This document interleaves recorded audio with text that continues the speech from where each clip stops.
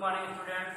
देखो आपको विविध प्रश्नावली के सवाल नंबर आपको 522 तक बता दिए गए थे। आप सवाल नंबर 23, 24, 25, 26 लगाए होंगे ना लगे तो सवाल नंबर 25 देखो क्या कह रहा है। कह रहा है 200 लट्ठों में से 200 लट्ठों को ढेरी के रूप में इस प्रकार रखा जाता है कि सबसे नीचे वाली पंक्ति में 20 लट्ठे हैं, उससे अगली पंक्ति में 19 लट्ठे हैं, उससे अगली पंक्ति में 18 लट्ठे हैं इत्यादि, जैसा कि चित्र में प्रदर्शित किया गया है। ये 200 लट्ठे कितनी पंक्तियों में रखे गए हैं तथा सबसे ऊपरी पंक्ति में कितने लट्ठे हैं। आपका जो चित्र जो है किताब में बनाया गया, मान लीजिए देखो लट्ठे जैसे डंडे हैं, जैसे इस पंक्ति ऐसे जहाँ पर रखी थी, इसके ऊपर दूसरी पंक्ति रखी है, इसके ऊपर दूसरी पंक्ति रखी है। तो सबसे पहले मान लीजिए कि ये वाली पंक्ति में कितने लट्ठे रखे थे बताया है 20, इसके बाद इसमें कितने हैं 19, इसके बाद कितने 18, इसके बाद कितने होंगे 17, इसके बाद कितने होंगे 16, इसके बाद कितने होंगे 15, ऐसे लट्ठे रखे हैं। तो कह रहा है कि लट्ठे हमको रखने कितने हैं 200 लट्ठे रखने हैं। तो सबसे ऊपरी वाली पंक्ति में कितने लट्ठे हैं, तुमको क्या क्या दिया है। सबसे पहले हम देखो समांतर श्रेणी को दिए, समांतर श्रेणी में को इस प्रकार ढेरी के रूप में रखे। सबसे नीचे वाली पंक्ति में 20 लट्ठे हैं, तो 20 लट्ठे हैं। फिर नीचे वाली पंक्ति में उसके बाद कितने हैं 19, उसके बाद कितने 18, उसके बाद कितने हैं 17, इसके बाद डैश डैश दिया है। ठीक, तो कितना दिया है डैश डैश। अब बताओ ये किसमें दिए हैं, एपी में दिए हैं, आपको तो मालूम है। अच्छा बताओ इनके बीच का जो कॉमन डिफरेंस है कितना IQ है। तो A बराबर आपको कितना दिया है 20। D निकालेंगे तो कैसे निकालेंगे 19 माइनस 20, क्योंकि मालूम है A2 माइनस A1 होता है, तो माइनस का 1। हमें A मालूम है, B मालूम है और क्या मालूम है, और टोटल लट्ठे दिए कितने हैं 200। तो टोटल मतलब क्या SM दिया है, SM बराबर कितना दिया है 200। अब बताओ आपको SM दिया, A दिया, D दिया, तो M निकालना है। पहले M निकालें, पहले हमें N की वैल्यू पता हो जाए, इसके बाद सबसे ऊपरी वाली पंक्ति पता हो जाएगी। तो बताओ SM बराबर फॉर्मूला आप लोगों ने क्या पढ़ा, N/2 2A plus N-1 into B। SM का मान कितना है 200 और N का मान पता नहीं, यहाँ 2 है। 2A A का मान है 20, N-1 B का मान कितना निकल गया था माइनस का 1। इसने गुणा और माइनस ऐसे लिख दिया, गुणे लिखा और माइनस से लिख दिया, एक का एक गलत है। ठीक भैया, कभी भी दो चिन्ह पास पास नहीं होते हैं। तो यहाँ कितना आ जाएगा 400 N, यहाँ कितना आ जाएगा 40 और यहाँ माइनस का N और इधर क्या आ जाएगा प्लस का।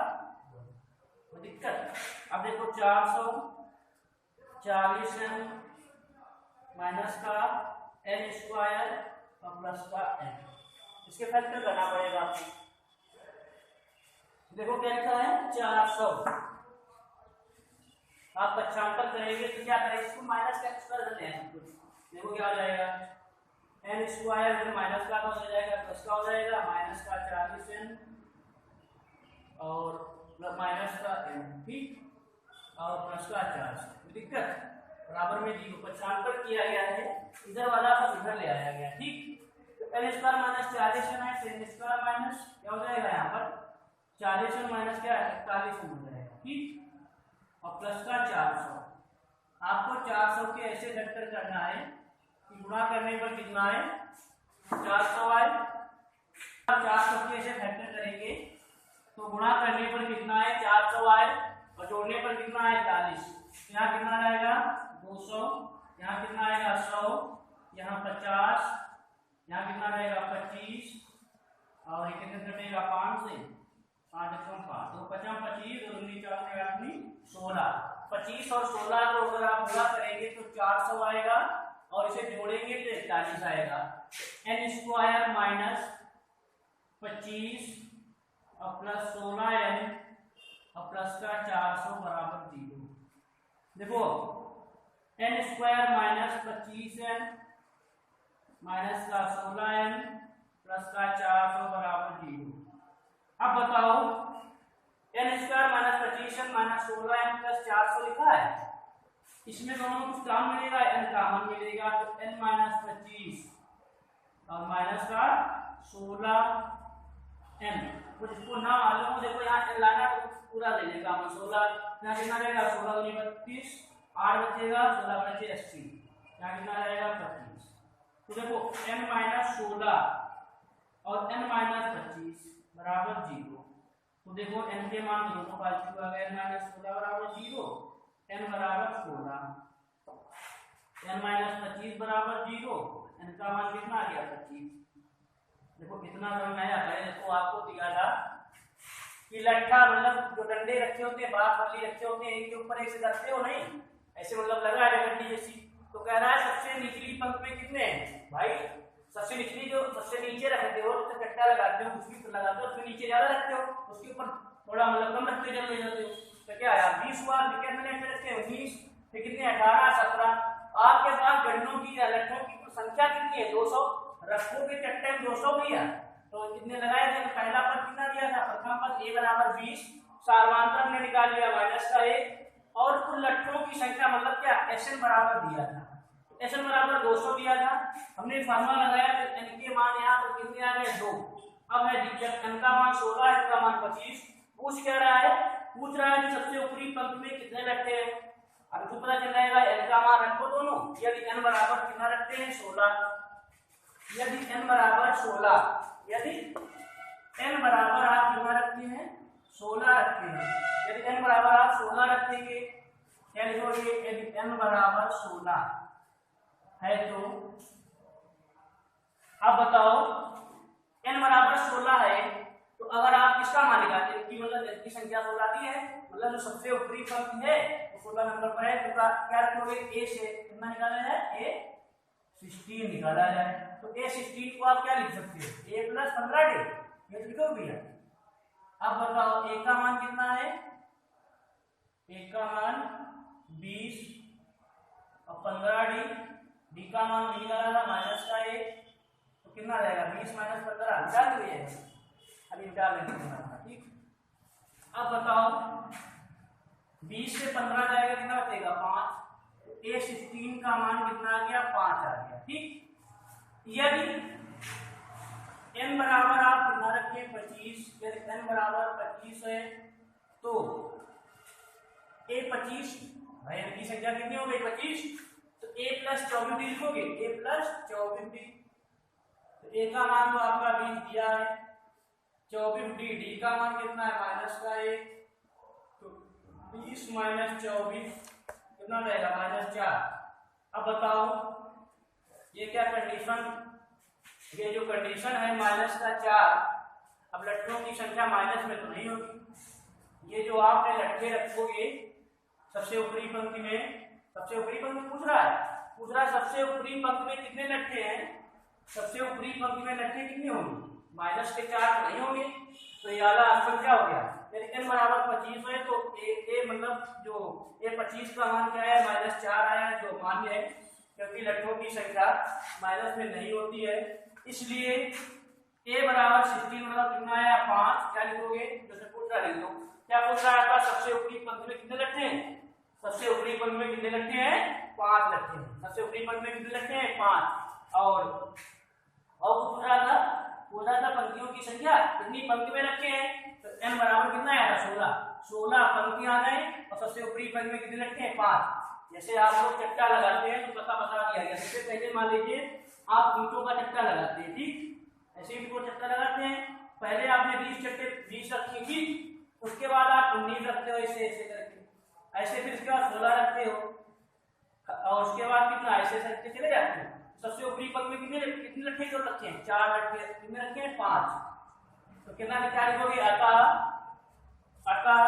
पंक्तियों की संख्या 16 है तथा ऊपरी सिरे में लट्ठों की संख्या 5 है, ऊपरी सिरे में लट्ठों की संख्या कितनी है 5। देखो सवाल नंबर 26 क्या कह रहा है, बहुत बढ़िया सवाल है भैया। देखो कह रहा है एक आलू दौड़ है ठीक, एक आलू दौड़ है मतलब पोटैटो रेस में प्रारंभिक स्थान पर एक बाल्टी रखी हुई है, तो यहाँ पर एक क्या रखी है बाल्टी रखी है ठीक भैया, बना लेना है बाल्टी रखी है जो पहले आलू से 5 मीटर की दूरी पर है। मान लीजिए आपका जो आलू है पहला यहाँ 5 मीटर की दूरी पर है, यहाँ बाल्टी है, यहाँ पर आलू रखे हैं इसे हमने, ठीक। मान लीजिए आलू रखा है, ऐसे आलू कितने रखे हैं 10, कितने रखे हैं 10, 1 2 3 4 5 6 7 8 9 10, ठीक 10 आलू रखे हैं। तो एक लड़की है, क्या कर रहा है, तो 5 मीटर की दूरी पर है तथा अन्य आलुओं को सीधी रेखा में परस्पर 3 मीटर की दूरियों पर रखा गया है। इस रेखा पर 10 आलू रखे गए हैं जैसा कि चित्र में दिखाया गया है। चित्र सभी के बनाने में प्रत्येक प्रतियोगी बाल्टी से चलना प्रारंभ करती है, ठीक। तो निकटतम आलू को उठाती है, निकटतम आलू जैसे यहाँ से कोई प्रतियोगी उठा तो निकटतम आती है, होगा तो उठाती है तथा उसे लेकर वापस आकर दौड़कर बाल्टी में डालती है। दूसरा आलू उठाने के लिए वापस दौड़ती है, उसे उठाकर वापस बाल्टी में डालती है और वह तब तक ऐसा करते रहते हैं जब तक कि सभी आलू बाल्टी में ना आ जाए। इस प्रतियोगी में कुल कितनी दूरी दौड़नी पड़ी, देखो आप यहाँ बैठे हैं, ठीक, आप आलू उठाएंगे, यहाँ पे आलू है, कितनी दूरी पर है 5 मीटर की दूरी पे, कितनी दूरी पर है 5 मीटर की दूरी पे। तो 5 मीटर दूरी तो गए और 5 मीटर दूरी चल के तो भी आओगे, टोटल दूरी कितनी हो जाएगी 10 मीटर। पहला अगर आलू उठाएंगे तो कितनी दूरी चलना पड़ेगा 10 मीटर। दूसरी है चलोगे तो यहाँ कितना है 3 मीटर, तो टोटल दूरी कितनी हो जाएगी 5 + 3, 5 से कितना हो जाएगा 8। अब भाई 8 यहाँ आए, आलू को उठाना है बाल्टी में डालना भी है, तो कितनी दूरी हो जाएगी 8 दूनी 16। अब बताओ आप तीसरा आलू उठाएंगे, यहाँ से क्या उठाएंगे तीसरा आलू उठाओगे तो कितना जाएगा 5, 5 से 11 तो कितना जाएगा 22। फिर चौथा आलू उठाएंगे तो यहाँ कितना है 3 3 6 3 9, 9 5 14 कितना जाएगा 28। अब बताओ 10 मीटर 16 मीटर 22 मीटर 28 मीटर, चौथा आलू उठाने के लिए आपको 28 मीटर चलना पड़ेगा। तो क्या लिखोगे भाषा में, क्या लिखा जाएगा, पहले आलू को उठाने में आप चित्र बना लेना भैया, ठीक। उठाने में चली गई कुल दूरी, क्या लिखना, पहले आलू को उठाने में आने और जाने में लगा समय, ठीक। हम कुल दूरी लिख रहे हैं, उठाने में चली गई कुल दूरी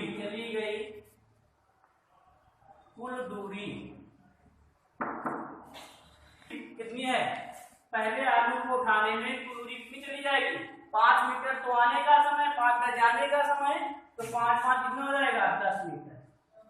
आपको बता दिया गया है, तो आप ऐसे लिखें, पहले आलू को उठाने में आने तथा जाने में लगा कुल समय 5 + 5 कितना मीटर 10 मीटर। फिर क्या लिखोगे, दूसरे आलू को उठाने में चली गई कुल दूरी, यानी ना दूसरे आलू को उठाने में आने तथा जाने में लगा कुल समय कितना, 2 से गुणा कर दो, क्योंकि भाई एक बार जाओगे एक बार आओगे, 2 से गुणा कर दो, कितना 5 + 3 8, तो 2 × 8 कितना जाएगा 16 मीटर, कितना मीटर 16 मीटर। फिर क्या लिखोगे, तीसरे आलू को उठाने में चली गई कुल दूरी कितनी रहेगी 2, 5 + 3 + 3, 5 3 8 3 11, 11 दूनी 22 मीटर। कोई दिक्कत? अब बताओ कोई श्रेणी बन रही, 10 metre 16 metre 22 metre dot dot dot dot, ठीक। आपको मालूम तो हो गया होगा 10 से 16 16 से 22 किस श्रेणी में, समांतर श्रेणी में है, पिन एपी है। अब बताओ आपको क्या क्या दिया गया है, आपको a बराबर कितना दिया गया 10, d बराबर आप निकालेंगे तो 16 - 10 कितना जाएगा 6, और भैया क्या दिया है, आलुओं की कुल संख्या आपको दी है कितनी 10, आलुओं की संख्या कुल कितनी दी है 10, 1 2 3, तो पदों की संख्या कितनी हो जाएगी 10, n बराबर आपको दिया है 10।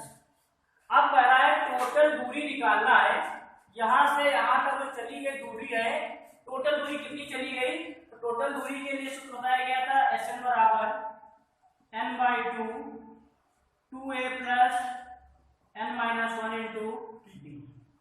अब Sn का मान कितना है 10, तो यहाँ क्या रहेगा Sn 10/2 2 × 10 प्लस n - 10 - 1 डी का मान कितना है 6, यहाँ कितना रहेगा 5, यहाँ कितना रहेगा 20, 10 से 1 जाएगा 9, 9 4 54, तो 54 20 कितना हो जाएगा 74, 5 गुणे 74, यहाँ कितना रहेगा 5 × 20 और 5 सत्ते 20, 5 सत्ते 35, 370 मीटर।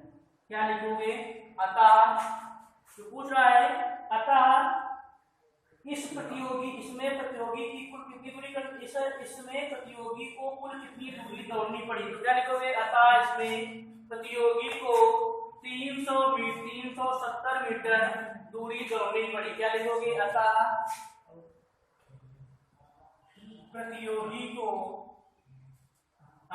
प्रतियोगी को 370 मीटर दूरी दौड़नी पड़ी। एक बार फिर सवाल समझ लो भैया, क्या कह रहा था? एक आलू की दौड़ है, एक आलू की प्रतियोगिता है, आपको 10 आलू लाइन पे रख दिए गए हैं, ठीक? सब लाइन पे रख दिए गए, तुमने कहा है कि आलू को उठाना है, बाल्टी में डालना है, तो एक पहले आलू की दूरी है कुछ काफी दूर, मतलब 5 मीटर की दूरी पे है, तो 5 मीटर जाएगा, 5 मीटर आएगा भाई, क्योंकि आलू उठा के बाल्टी में डालना है, तो बाल्टी में डालोगे तो 5 मीटर गए, 5 मीटर आओगे, तो क्या लिखोगे? पहले आलू को उठाने में चली गई कुल दूरी बराबर कितनी? 10 मीटर। 5 + 5, नहीं तो आप क्या लिखते थे? पहले आलू को उठाने में आने तथा जाने में लगा कुछ समय, 5 × 5 + 5 = 10 मीटर। दूसरे आलू को उठाओगे तो 5 पे चलोगे, ये वाली 3, और दूसरा आलू यहाँ पर रखा है तो 5 3 8 दूरी तो आप चले, अब यहाँ पहुंच तो गए, उसके बाद आपको बाल्टी में आलू डालना भी तो है, तो 8 गए 8 आओगे तो कितना रहेगा? 16 मीटर। इसी प्रकार तीसरे आलू को उठाओगे, आलूओं की संख्या कितनी आपके पास है? 10, आलू की संख्या कितनी दी है? 10, तो आपकी श्रेणी क्या बनी? 10 16 22 के बाद 28 आता।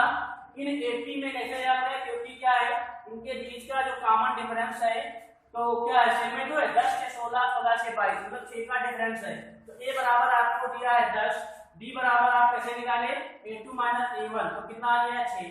n बराबर 10 कहां से आया? क्योंकि हमने कहा क्या था? आलू की संख्या कितनी है? 10, n बराबर 10, तो Sn बराबर फार्मूला आप लोगों ने पढ़ा है n/2 2a + n - 1 × d, तो Sn का मान कितना निकल गया है? 370। अतः प्रतियोगी को 300, अतः प्रतियोगियों को जो क्या पूछ रहा था? पूछ रहा था प्रतियोगी को, अतः प्रतियोगी को 370 मीटर दूरी दौड़नी पड़ी। देखो कह रहा है कि केंद्र ए से प्रारंभ करते हुए बारी बारी से केंद्र ए और बी को, केंद्रों ए और बी की, ए को बी को लेते हुए त्रिज्याओं 5 सेंटीमीटर, 1 सेंटीमीटर, 5 सेंटीमीटर, 2 सेंटीमीटर वाले उत्तरोत्तर अर्धवृत्तों को खींचकर एक सर्कल बनाया गया है, जैसा कि आकृति में दर्शाया गया है। 13 क्रमागत अर्धवृत्तों से बने इस कुल सर्कल की लंबाई बताओ। तो बताओ, अच्छा तो चित्र भाई किताब में बना ले देना अपना, ठीक? यहाँ ए है, ये पहला एक आपको सर्कल बता रहा है, ऐसे बना है, ठीक? तो कह रहा है इसकी लंबाई, पहले इसकी लंबाई हमने मान ली है L1, ठीक? दूसरा आपका सर्कल बना है L2 यहाँ तक, ठीक? तीसरा आपको बनाया गया है ये, ठीक? और चौथा आपका ये बना है, L4 बना है। तो बताओ, आपको बताया गया है कि मान लीजिए, ठीक, ये कोई पूरा वृत्त होता है, ठीक? ऐसे कोई वृत्त है, इसकी आपको परिधि निकालनी है, तो परिधि का सूत्र आप क्या लगाते थे? 2πr। वृत्त की परिधि क्या होती थी? 2πr। अब आपको निकालना है केवल कितना है? इतना।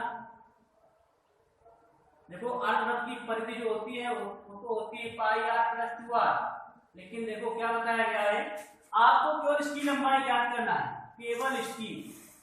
तो इसकी लंबाई, पूरे की लंबाई 2πr, तो आधी लंबाई कितनी हो जाएगी? 2πr/2, तो मतलब क्या? πr। तो दिक्कत पर देखो क्या बताया गया, आपको सर्किल की कुल लंबाई निकालना है, तो क्या लिखोगे? तो उसमें दिया लिख लो, पहले क्या लिखा था? त्रिज्याएं, त्रिज्याएं कितनी दी? त्रिज्याएं पहली दी है 5 सेंटीमीटर, दूसरी दी है 1 सेंटीमीटर, तीसरी दी है 5 सेंटीमीटर, तीसरी कितनी दी है? 2 सेंटीमीटर। ऐसे एड्रेस कह रहा है आपको L13 का निकालना है, ठीक। अब बताओ एल मतलब पहले सर्किल की लंबाई निकालना है। तो पहले सर्किल की लंबाई L1 बराबर आप क्या लिखेंगे फार्मूला 2 पाई r बटे 2। तो 2 पाई 2 से 2 कट जाएगा तो पाई r पाई बचेगा। तो पाई का मान कितना है 5/7 में बताया है, मैंने को कह रहा है ब्रैकेट में लिख रहा है 5/7। r का मान कितना है 0.5, यहाँ r1 लिख देना भैया। ये मान लीजिए आपकी क्या r1 है, ये r2 है, ये r3 है, ये r4 है। तो यहाँ कितना रहेगा 10, 22 बजे 110, यहाँ कितना रहेगा 71। तो कितना रहेगा 11/7 सेंटीमीटर। इसी प्रकार दूसरे की L2 बराबर 2 पाई r2 बटे 2, अब नहीं लिखेंगे 2 बार, ठीक, पाई r2। तो पाई का मान 22/7, r2 का मान कितना दिया है 1, तो कितना रहेगा 22/7।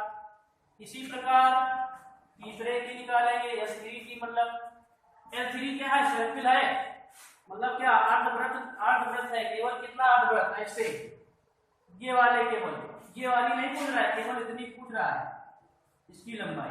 तो L3 आप क्या लिखेंगे पाई r3, पाई का मान 22/7, r3 का मान कितना दिया है 5, यहाँ कितना जाएगा 10, काट ले 5 दिया 15, 5 दूनी 10, यहाँ कितना जाएगा 13 दिया 33/7। अब बताओ क्या कह रहा है, कह रहा है अर्धवृत्तों की लंबाइयां क्या आ गई, पहली आई है 11/7, दूसरी आई है 22/7, तीसरी आई है 33/7, डैड डैड डैड है, ठीक। अब बताओ इसमें ए का मान आपको कितना दिया है 11/7, बी का मान निकालोगे तो कितना रहेगा 22/7, 11/7 तो कितना रहेगा 11/7। सर्किल की कह रहा है लंबाई, तो पहला सर्किल तो यही तो बना भैया था, दूसरा ये बना, तीसरा ये बना, चौथा ये बना। ऐसे आपके कितने सर्किल हैं 13। तो सर्किल बताओ टोटल क्या लिखोगे, सर्किल की कुल लंबाई, सर्किल की कुल लंबाई बताओ कितना होगा, सभी को जोड़ दो, L1 L2 L3 डैश कहां तक L13 तक।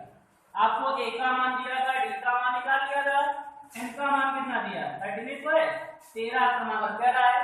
तो N दिया, A दिया, D दिया, तो आप बताओ टोटल लंबाई कैसे निकालेंगे, फॉर्मूला पता है SN बराबर n/2 2A plus n-1 into D।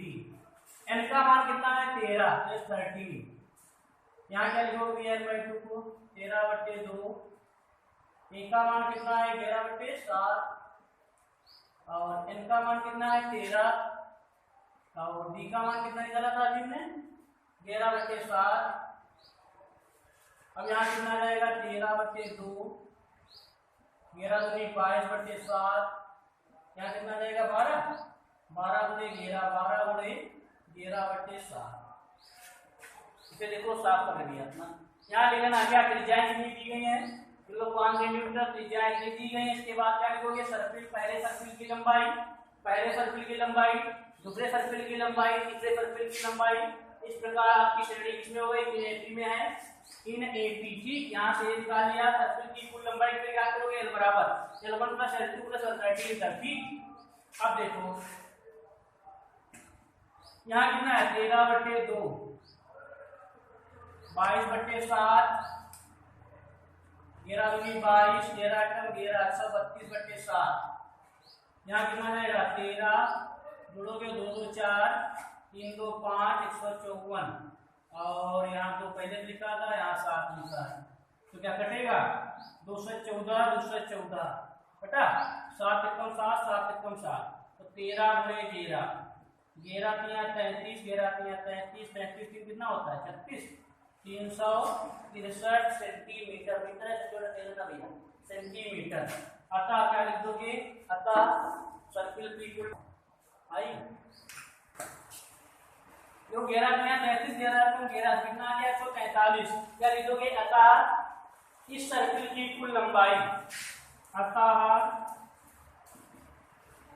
इस सर्पिल की